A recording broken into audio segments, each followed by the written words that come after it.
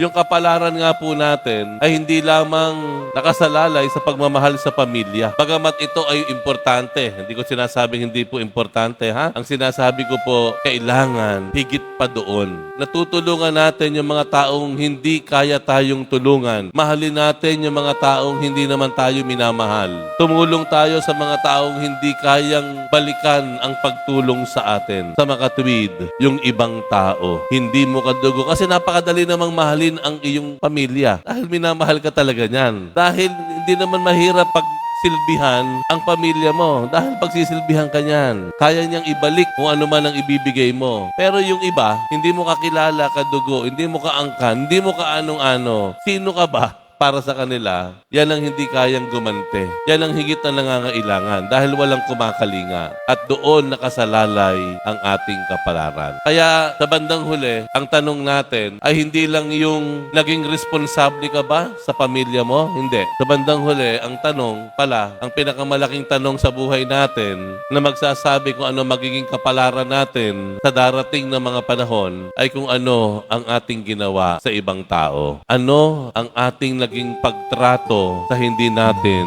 kaano-ano.